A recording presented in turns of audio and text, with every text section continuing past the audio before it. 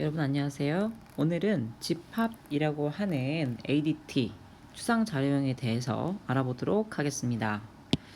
먼저 집합 ADT란 무엇인지, 그리고 집합 ADT의 메소드, 즉 함수는 무엇이 있는지, 각각 메소드를 어떻게 구현할 수 있는지에 대해서 의사 코드로 먼저 살펴보도록 하겠습니다. 집합 ADT는 유일한 객체를 담는 용기를 모델링한다 라고 합니다. 여러분이 이미 수학 시간에 배웠던 그 집합으로 생각하시면 됩니다. 단 차이는요, 기존의 집합은 정렬된 형태가 아니었다면 지금 우리가 다루고 있는 집합 ADT는 원소들의 정렬된 리스트로 표현이 됩니다.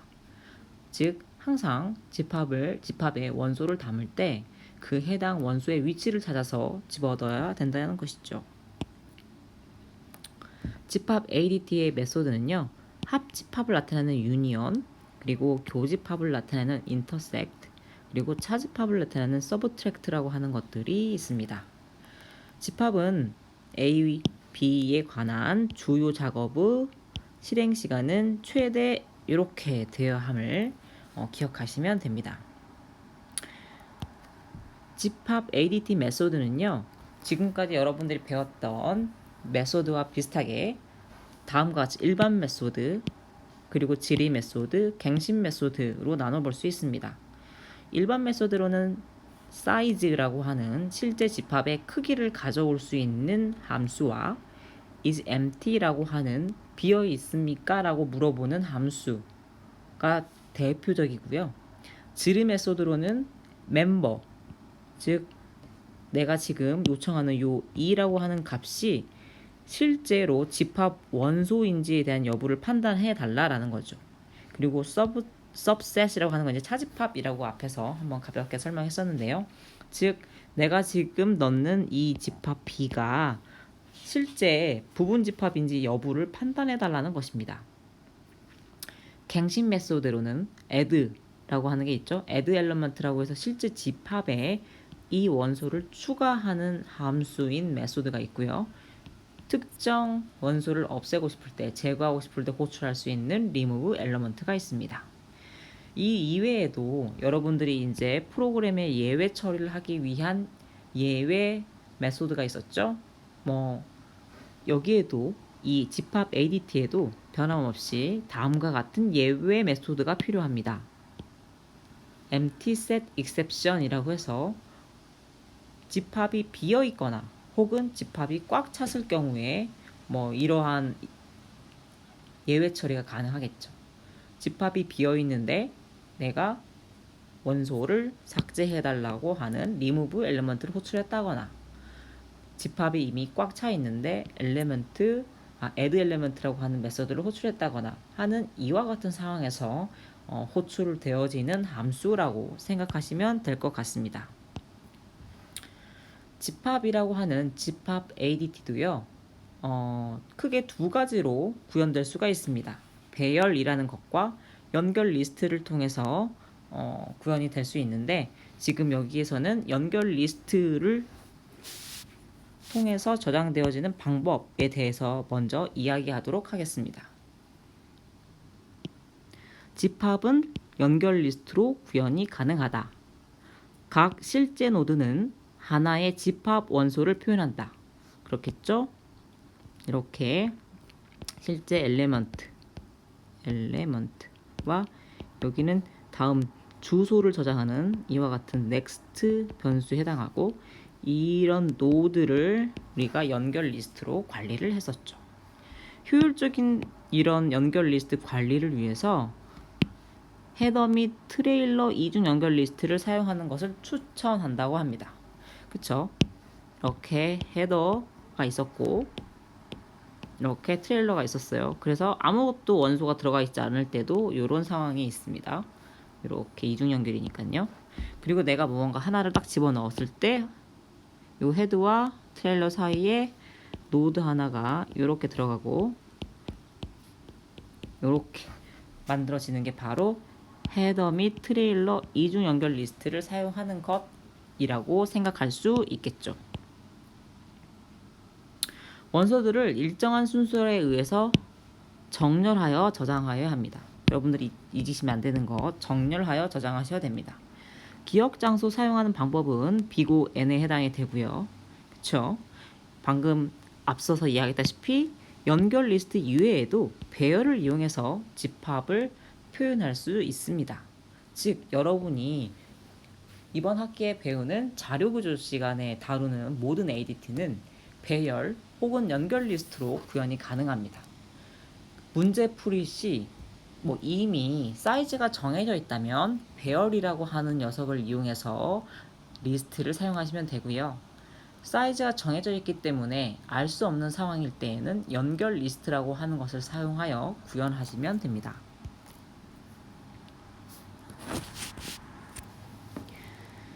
집합 메소드 제시에 앞서 이런 파괴적이다, 파괴적이지 않다, 즉 비파괴적이다 라는 말을 우리가 알아야 되는데요.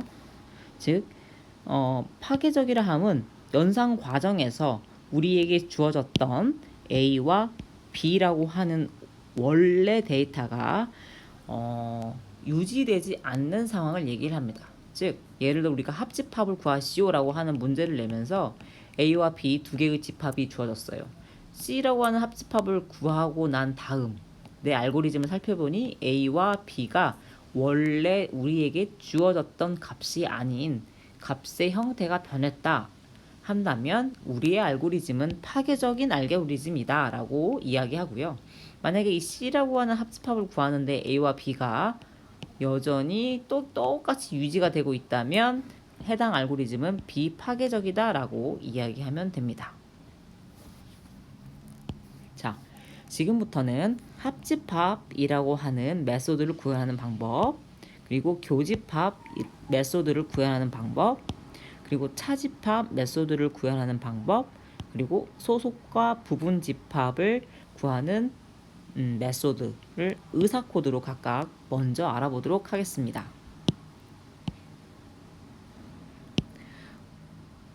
자, 우리에게 합집합을 구하라고 하면서 주석 처리되어 있네요. input A와 B라고 한 두 셋을 주었습니다. 그리고 출력으로는 이렇게 A와 B의 합집합을 리턴을 하면 됩니다. 우리는 A와 B라고 하는 합집합을 모으기 위해서 다음과 같이 아무것도 들어있지 않는 empty list C를 먼저 할당을 하고요. 본격적으로 연산에 들어갑니다. 자, 합집합 연산 의사 코드를 살펴보도록 할게요. 먼저 요 while문은요. A와 B가 모두 비어있지 않을 때 이 3은요. 둘 중에 하나, 그러니까 3번과 4번은 두 집합 중에 하나가 비어있을 때를 의미를 해요. 즉 3번은 B가 비어있을 때 4번은 A가 비어있을 때를 의미를 하겠죠. 이런 상황이라고 보시면 됩니다.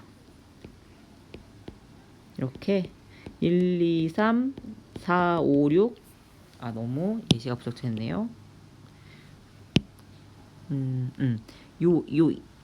둘 다 비어있지 않는 상황이니까 A의 예를 들어 1, 2, 3이고요. B의 2, 3, 4였을 때 여기는 A가 비어있는 상황이니까 A는 비어있고요. B는 3, 4 이런 상황. 이 상황은 요 상황은 B가 비어있는 상황이에요. B가. 그러니까 이게 여기 해당되고 여기가 여기 해당되고 지금 A가 비어있는 상황 말고 A가 차여있는 상황에 대해서 설명을 했었기 때문에 요런 상황이 이제 여기 해당이 된다는 거예요. 즉 두 개의 합집합을 구하는 과정에서 연산하면서 이렇게 하나하나 둘 중에 하나의 집합이 비어버리는 상황이 생겼을 때에는 2번 알고리즘이 아니라 3번 혹은 4번 알고리즘을 반복 수행한다 라고 생각하시면 돼요. 요즘에 좀 알아볼게요. 자, A는 1, 2, 3 B는 2, 3, 4, 5라고 가정합시다. 그리고 C는 지금 현재 아무것도 들어있지 않는 empty 상황입니다. 여기 들어가니까 A 비어있지 않고 B 비어있지 않죠? 자, 들어갑니다. A get, B get 해서 A는 1, B는 2예요. A가 B보다 작아요? 아, 네, 맞네요. 작은 상황이니까 C에다가 add last A를 먼저 집어넣습니다. 자, C라고 하는 거에 1 집어넣고요. A에서 remove first 먼저 이것을 넣을 때도 C를 일단 이렇게 해서 add last니까 여기다가 A인 1번 집어넣고 아이고 연결 리스트로 합시다. 여러분들 배열로 하면은 혼란스러울 수 있으니까 지금 C는 비어있는 상황에서 C에다가 방금 1 넣었어요. 이렇게 C에 1 그리고 A에서 1 지웠고요. 쭉 돌아서 다시 이렇게 돕니다. 또 A는 이번에 2 B 여전히 2죠. 이번에는 A와 B와 같아요. A와 B 같으니까 어떻게 한다? C에다가 add last A 이렇게 하고 A remove B remove 됐죠? 그리고 또 돕니다. 그래서 이번에는 A는 A3 B는 3 A3 B3 이번에도 A, B 같으니까 어떻게 한다? C에다가 3 집어넣고 여기 지우고 remove first 또 remove first 그쵸? 그리고 나니까 A는 이미 empty 상황이죠. 그러니까 어디로 간다? 이렇게 4번으로 갑니다. 그래서 B가 비었니? 라고 계속 묻는 상황이니까 B가 어떻게 될 때까지 빌 때까지 원소를 하나씩 빼온 다음에 C라고 하는 리스트에 추가하고 B는 제거한다. 그쵸? 다 봅시다. 이제 우리는 A는 끝났으니까 이거 지우고 자 B는 가져오니까 4 그래서 C에다가 add last 이렇게 4 add last 그리고 B remove first 그쵸 그리고 또 이렇게 해서 한 바퀴 더 도니까 5 여기다 집어넣고 나서 다 A와 B는 어떻게 됐어요? 이제 널이 되었죠. 아무것도 없는 집합이 되었고 C만 1, 2, 3, 4, 5 라고 이렇게 정렬되어 있는 원소가 알고리즘에 의해서 모두 다 차분하게 이렇게 인서트 되어 있는 상황을 볼 수 있습니다. 여러분 어때요? 합집합 알고리즘은요 파괴적인 알고리즘이네요. 왜 그렇죠? 원래 우리에게 주어졌던 A와 B라고 하는 집합이 유지되지 않고 변형되었기 때문입니다. 그리고 우리에게 주어진 그러니까 우리가 구한 합집합 C는 어떤가요? 1, 2, 3, 4, 5 A와 B가 차분하게 이렇게 정렬되어져 있죠. 교집합은 어떨까요?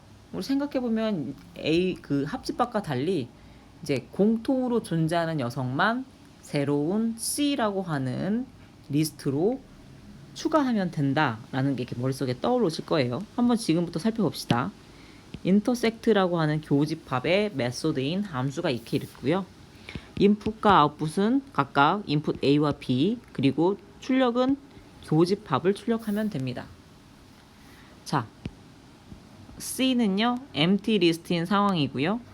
이렇게 while문 한 바퀴 돌고 두 번째 while문, 세 번째 while문이 있어요. 첫 번째 while문의 경우는 둘 다 비어 있지 않을 때 여기는 각각 둘 중에 하나가 비어 있을 때입니다. 여기는 B가 비어 있을 때 여기는 A가 비어 있을 때에 해당이 되겠죠. 자, 살펴볼게요. 똑같이 A는 1, 2, 3이라고 하는 녀석 이거를 지금 교수님이 집합교를 사용했지만 이렇게 해도 돼요. 여러분 A는 1, 2 이렇게 연결 리스트로 표현해도 됩니다. 그리고 B는 2, 3, 4, 5 우린 이미 C를 알고 있죠. 답을 이렇게 2와 3이 공통으로 들어있기 때문에 본 알고리즘을 통해서 C라고 하는 집합은 어떻게 만들어져야 된다? 2, 3 이게 정답이에요. 한번 아래에 있는 의사코드를 통해서 이와 같은 답이 나오는지를 살펴봅시다. 자, 둘 다 비어있지 않으니까 2번째 while문으로 들어가네요. A get, B get 하기 때문에 A는 1, B는 2를 가져오네요.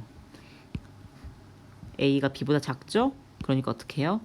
A에서 remove first, 첫 번째 노드를 삭제합니다. 그리고 나서 다시 위로 올라오죠. 자, 또 A와 B를 가져와요. 이번에 A가 2입니다. A가 B보다 작나요? 아니요. 그럼 else if A가 B보다 큰가요? 아니요. A와 B가 같죠? 그러니까 어떻게 해요? C라고 하는 비어있는 empty 리스트에 A를 집어넣습니다. 그리고 A remove first, B remove fourth 이렇게 삭제하네요. 자, 다음 또 2번 루프를 계속해서 돕니다. A 가져오니까 이번에 A 3이고요. B 가져오니까 B 3입니다. 똑같이 이번에 A와 B가 같네요. 어떻게 해요? C에다가 3을 집어넣고 각각 삭제합니다. 자, 이제 이렇게 돌아보니 여기 해당이 되나요? 아니죠. A가 B였습니다. 그래서 우리는 B가 비어있지 않습니까? 라고 해당하는 4번 while문으로 들어가게 되고요. 이제부터는 그냥 B가 빌 때까지 삭제합니다. 그리고 나서 C를 리턴하네요. intersect, 즉 A와 B의 교집합을 구하는 알고리즘도 이렇게 우리가 알아봤고요. 똑같이 합집합처럼 A와 B라고 하는 각각의 집합이 유지되지 않고 원소가 파괴되고 있기 때문에 해당 알고리즘 역시 파괴적인 알고리즘이다 라고 생각하면 되겠네요. 다음은 차집합입니다. 차집합이 뭐였죠, 여러분? 이렇게 우리가 A, B라고 하고 이렇게 전체 유집합이 있을 때요. 차집합은 간단하게 A-B라고 우리가 평소에 기억했었고 이와 같은 상황, 즉 A에서 A와 B의 교집합을 제거한 상황에 해당이 되겠죠. 자, 또 차집합을 구하는 의사 코드를 지금부터 교수님이랑 같이 한번 살펴봅시다.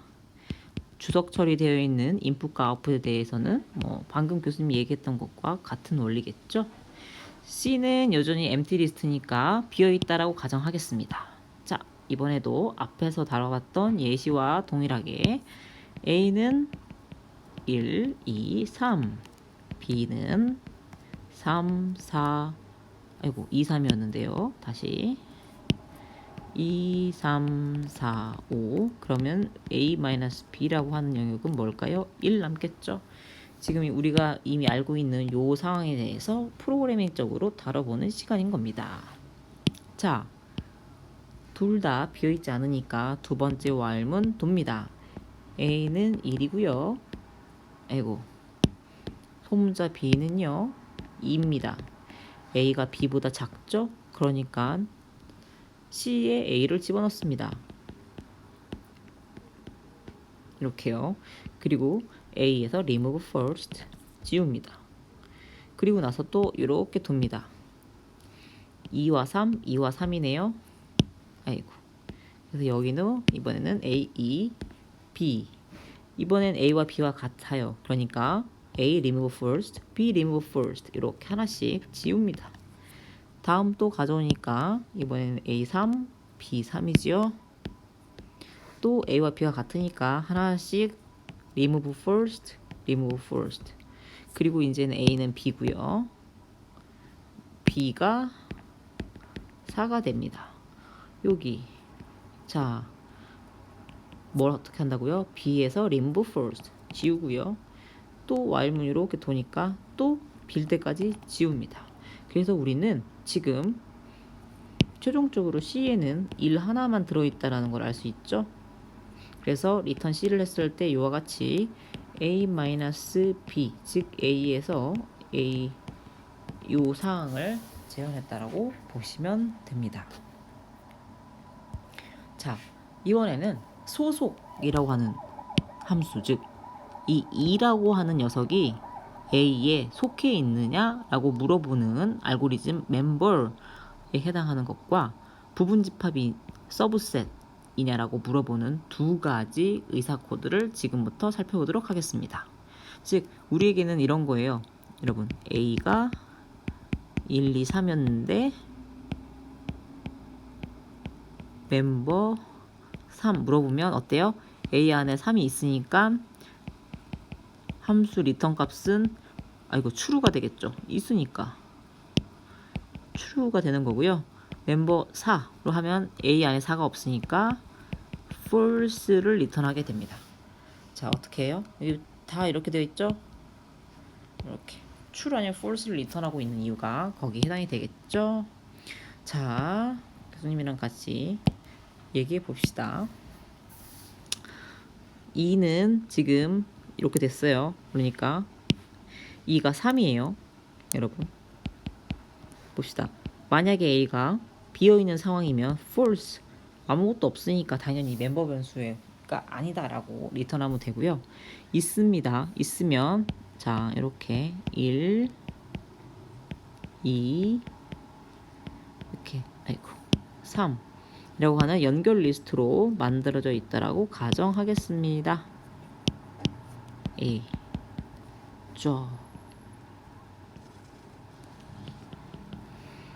P라고 하는 녀석에다가 A를 대입했네요. 그러면 P는요 여기를 이렇게 가리키고 있겠네요. A와 같이요. 자, while true니까 계속 돕니다.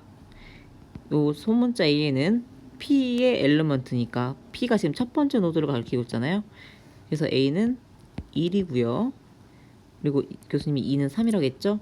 만약에 A가 2보다 작습니까? 네, 작아요. 그러면 다음 물어봐요. 그리고 P의 next가 널입니까? 아니죠. 그러니까 else 가서 P는 P의 next로 요렇게 가리키도록 이동시킵니다. 즉 A의 맨 마지막 노드가 될 때까지 반복해서 계속 넘기는 거예요. P를요. 자, 다시 위로 올라갔죠. 이렇게 돕니다. 이렇게 돌아서 A에다가 P의 엘리멘트, 지금 P가 여기 가리키고 있죠? 엘리멘트 2 담았어요. 자, 물어봅니다. A가 2보다 작습니까? 혹은 A가 2보다 큽니까? 혹은 A가 2와 같습니까? 물어봅니다. 이번에는 A가 3보다 작으니까 또 요 루프를 들어가서 결국 P를 이쪽으로 이동시킵니다. 왜요? 다시 한번 살펴볼까요? P의 next니까 여기죠? 널인가요? 아니죠. 널은 지금 여기잖아요. 맨 마지막 노드. 그러니까 else로 내려와서 P는 P의 next, P 이쪽으로 이동했습니다. P. 자, 다시 위로 올라갑니다. A에다가 P의 엘리멘트 3 담았어요. 2와 A가 같습니까? 아니면 A가 2보다 작습니까? 아니면 2보다 큽니까? 자, 보니까 같네요.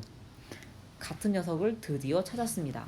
내가 A라고 하는 녀석 안에 3이라는 녀석이 있습니까? 라고 물어봤고 드디어 이 3이라는 녀석이 A 안에 특정 노드에 값이 들어있음을 찾았고 return true 라고 해서 멤버야 라고 대답을 하게 되었습니다. 만약에요 교수님이 여기 2를요 4라고 했다고 가정을 합시다. 그리고 지금 P가 맨 마지막 노드를 가리키고 있다고 가정해 봅시다. 어떨까요? A가 3인 상황이고 3은 여전히 2보다 작습니다. 그래서 이 첫 번째 루브를 들어가겠죠. 근데 P의 next를 보니까 널이네요. 그래서 P의 next 널이야 응 하면서 이쪽으로 오게 되죠. return false.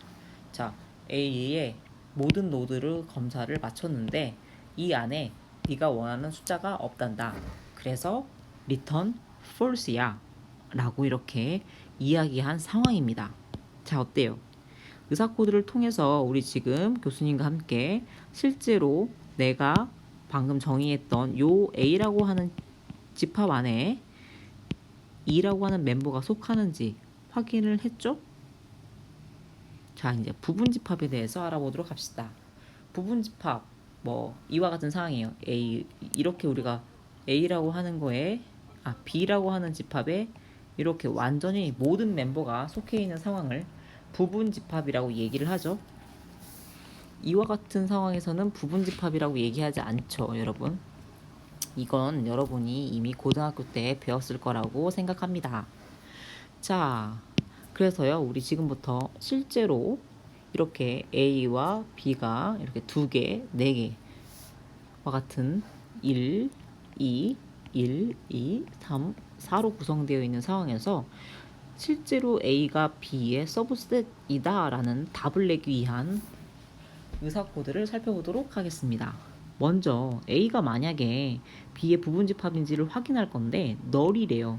즉 아무런 원소를 가지고 있지 않다면 어떻게 해야 돼요? 그렇죠. 공집합은 여러분 배웠어요. 공집합은 모든 집합의 부분집합이다. 그래서 짠! true를 돌려줍니다. 그렇지 않은 상황일 때 자, 아까처럼 A라고 하는 녀석 P가 A의 맨 첫 번째 노드를 가리키고 있죠. 그리고 이제 이렇게 while문 돕니다. 자, B에 내가 준 P의 엘리먼트, 지금 P가 첫 번째 노드를 가리키고 있으니까 P.element 값이 1이겠죠? 그리고 B에게 물어봐요. B.이 멤버스를 통해서 1 들어있니? 들어있죠? 그러니까 어때요? 요 if문 안으로 들어갑니다. 그리고 물어봅니다. P의 next가 널이야? P의 next 두 번째 여기 노드가 있으니까 널 아니죠? 그래서 else로 갑니다. 어떻게 해요? P의 next를 담습니다. P의 next를 담습니다. 짠, 이렇게요. 그리고 다시 while문 돌죠? 이렇게 돌아서 다시 처음 갑니다. P의 엘리먼트 이번에는 2죠. P의 엘리먼트 지금이 2입니다. 자, 묻습니다. P의 엘리먼트가 2인 상황에서 B의 멤버니? 라고 물었을 때 있으니까 당연히 true가 나올 거고요. 요 구문 안으로 들어가겠죠? 그래서 또 물어요. P의 next가 널이니? P의 next는 널입니다. 왜냐면은 더 이상 A의 E라고 하는 노드 뒤에는 또 다른 노드가 없기 때문이죠.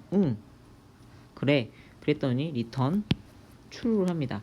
즉, 지금까지 모든 멤버 A에 속해 있던 모든 멤버가 B의 멤버였단다 라는 의미에서요. true를 return 하고 이렇게 이제 빠져나오는 상황이 됩니다. 이번에는 A가 B에 속되어 있지 않을 때 이 상황을 대해서 교수님이랑 의사 코드를 한번 같이 살펴볼게요.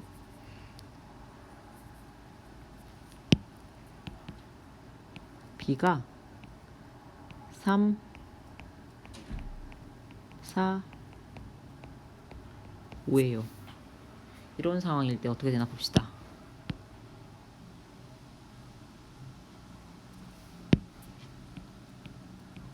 일 2예요. 자, 분명 우리가 봐도 서브셋이 아니죠. Y문을 돌 텐데요. P는 A를 가리킵니다. P 이렇게 가리키고 있죠. 자, P의 엘리먼트는 지금 몇이죠? P. 엘리먼트는 1이고요. 1이라고 하는 게 B 멤버니? 라고 물었어요. B 멤버니 하면서 요 알고리즘이 돌면서 하나 체크가 들어다녔더니 아니네요. 그래서 여기는 false가 뜨게 되고 바로 else로 내려가겠죠. 그래서 return false 딱 바로 때려버리네요. 즉 A에 있는 최소 하나의 원소가 그 어떤 한 원소라도 B에 포함되어 있지 않으면 부분집합이 아니잖아요. 그러니까 바로 false를 딱 내버리는 상황에 해당이 됩니다.